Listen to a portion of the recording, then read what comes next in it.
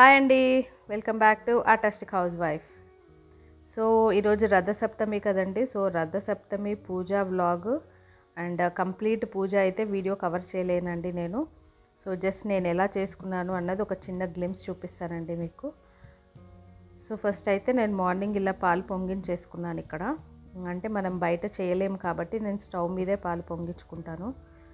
So తర్వాత నేను ఇక్కడ బాల్కనీలో కిచెన్ బాల్కనీలో నాకు ఇక్కడ సూర్యుడు కనిపిస్తాడు కాబట్టి నేను పూజ కూడా అంత ఇక్కడే చేసుకుంటాను. సో ఫస్ట్ అయితే క్లీన్ చేసుకొని నీట్గా ఇల్లంతా కూడా క్లీన్ చేసుకొని అండ్ మనం జిల్లేడాకులు పెట్టుకొని స్నానం చేస్తాం కదండి.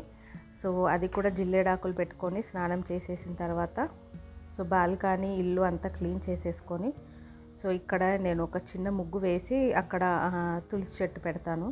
సో తులసి చెట్టు ముందే ఇలా దీపం పెట్టుకొని సో తులసి చెట్టు ముందే ఒక రథం ముగ్గు కూడా వేస్తానండి. అండ్ ఇంటి బయట కూడా వేస్తాను రథము. అండ్ తులసి చెట్టు దగ్గర కూడా ఒక రథం ముగ్గు వేస్తాము. అండ్ రథంకి ఒక చక్రమే ఉంటుందండి, అది గుర్తుపెట్టుకోండి. చాలామంది రెండు చక్రాలు వేస్తారు. బట్ సూర్యుడి రథంకి ఒకటే ఇది ఉంటుంది, ఒకటే చక్రం ఉంటుందన్నమాట. సో ఇలా పూజ చేసుకుంటానండి నేను. దాని తర్వాత సూర్య నమస్కారం చేసుకొని అండ్ సూర్యుడికి కూడా వాటర్ అర్పిస్తాం కదా, నీళ్ళు. సో అది కూడా ఇచ్చేసిన తర్వాత సూర్యుడికి నీళ్ళు అర్పించిన తర్వాత నేను ఇంకా నార్మల్గా మనము డైలీ పూజ ఎలా చేస్తామో అలా చేసేసి తులసి చెట్టుకి సో ఇలా ధూప దీప హారతి నైవేద్యాలు అన్నీ పెట్టేసి అండ్ నైవేద్యం కూడా నేను చిక్కుడు ఆకులు అయితే దొరికితే అందులో పెడతానండి. బట్ చిక్కుడు ఆకులు దొరకకపోతే నేను తమలపాకులో పెట్టేస్తాను.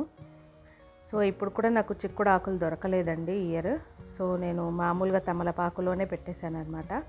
ఇలా తమలపాకులో నైవేద్యం పెట్టేసి ఇలా హారతి కర్పూరము ధూపదీప నైవేద్యాలు ఇచ్చేసి అండ్ మన పిల్లలు ఇంట్లో వాళ్ళందరూ ఆరోగ్యంగా ఉండాలని మనం ఇంకా సూర్యుడిని ప్రార్థించాలి.